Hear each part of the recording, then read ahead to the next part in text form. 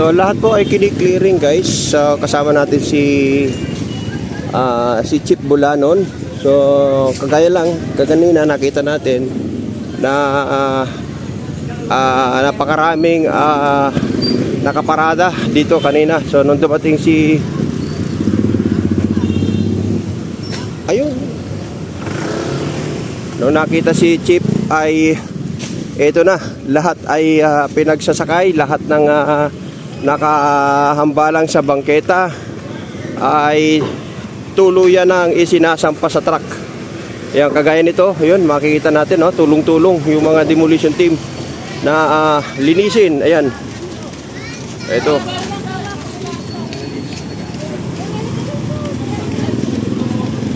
Ayun, nako, tinira na.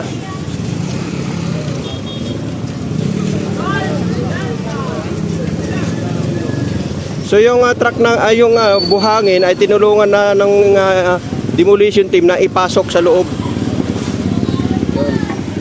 At yung iba ay isinasampa na. At kagaya nito, vulcanizing. May permit pa kayo? Wala, di ba? O ngayon, makikiusap kami, ha?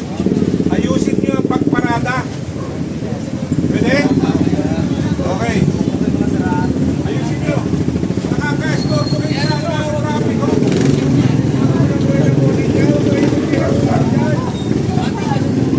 Nako, hinanapan ng permit ni Chief Bulanon yung naturang vulcanizing.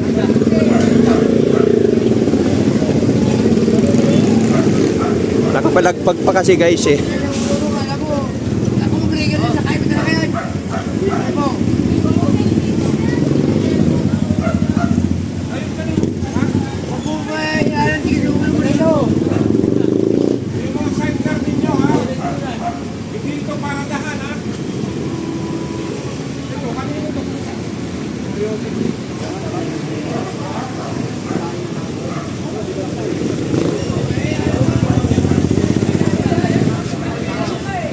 Yun, pinapapasok ni Chief sa loob yung pati itong mga ano na to, pinapapasok ni Chief.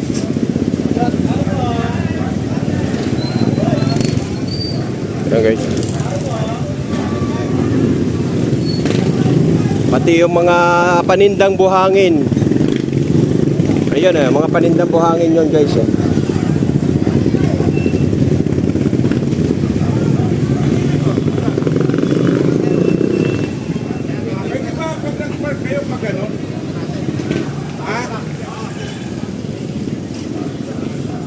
Kasi itong parking, boss, ha? Pwede naman kayo mag-parking, pag ano na na, para lumuwag yung parking. Pwede?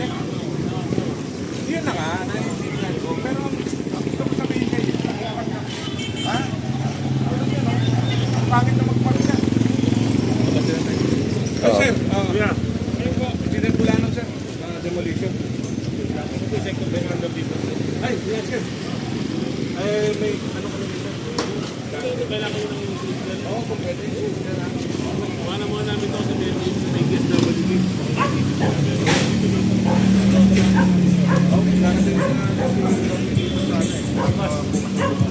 kaya nag-okay yan. Nag-okay sa thank you. So kaya nililinis ito ni Chief Bulanon ay darating daw po si Yorme.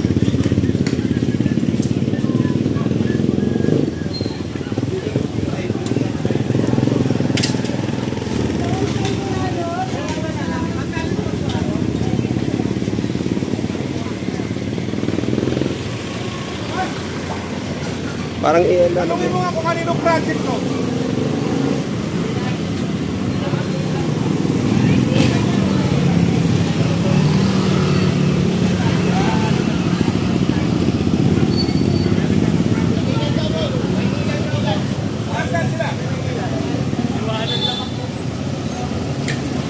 Project ng Maynilad guys, nakatiwangwang. Project ng Maynilad daw, naka ano.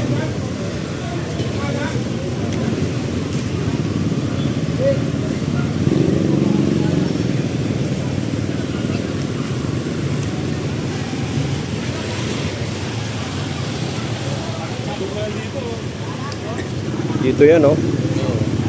Ikalat na, no?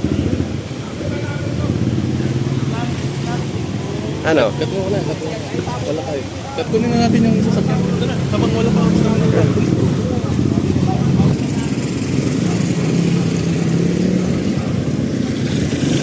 So, kini-clearing talaga guys kasi darating si Yorme, no? Pati daw po halaman, ayan, lahat, pati itong mga ayan, yung mga paninda na buhangin.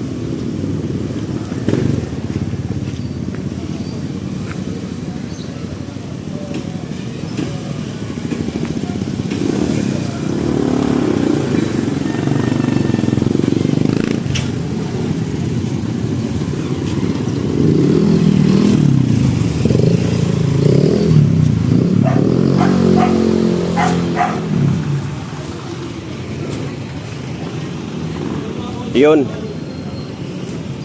So nililinis yung Baseco, guys.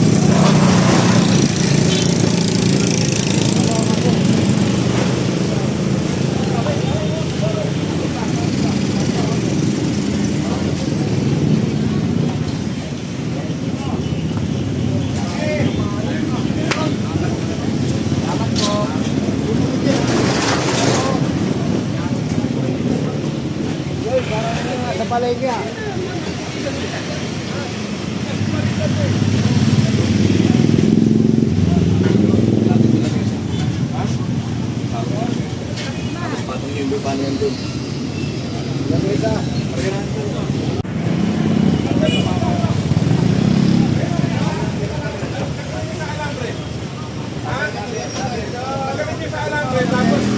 Ipasok mo yan dyan.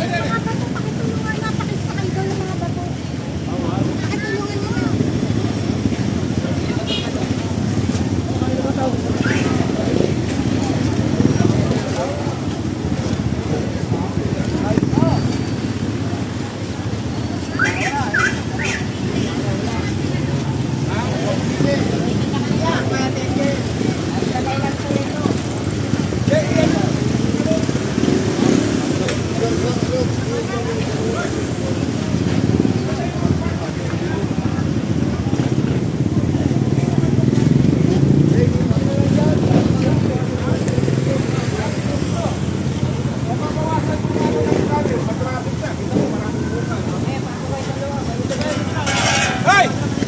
Hey! Pasok niya dito!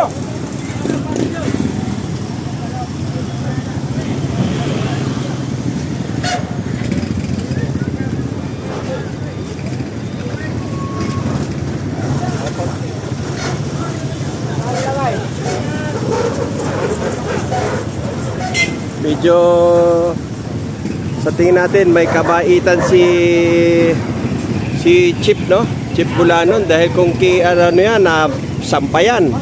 Sampa sa truck dapat yan. Pero napapansin natin medyo may malambot na puso si Chip Bulanon, no? Ang sabi lang niya ay pinakikiusapan niya yung mga motor dito at siyempre yung pang ihaw na yun, ano?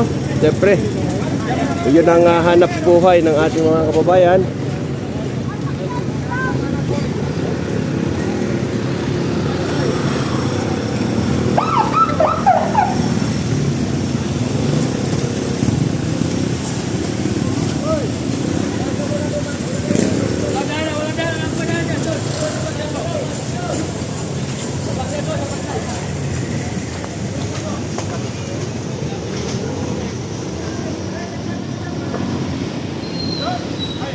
So lahat pati paninda ay pinapapasok sa loob.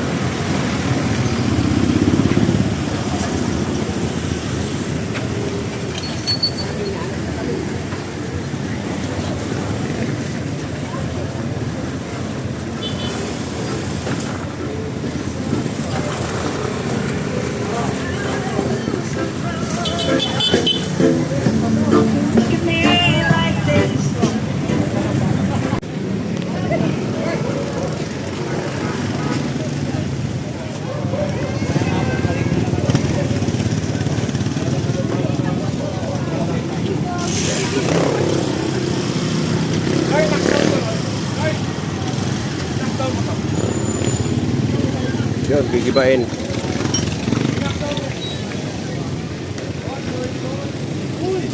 Bastay.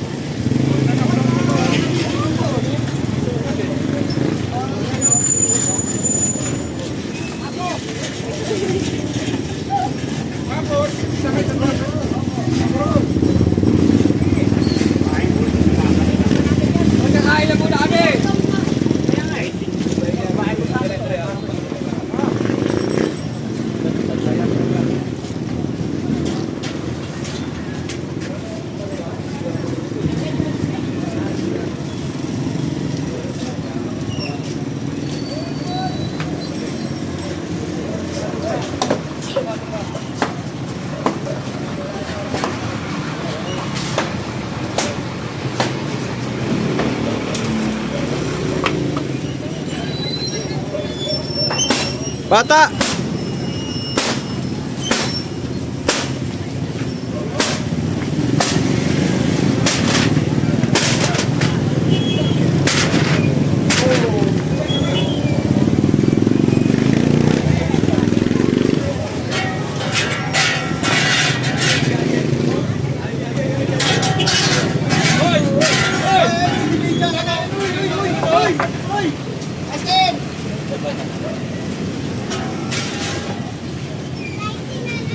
Nanay, alis po dyan, nanay. Nanay.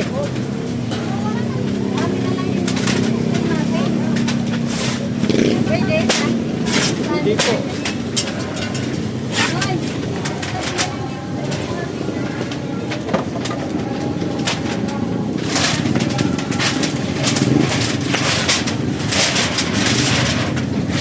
Kapila.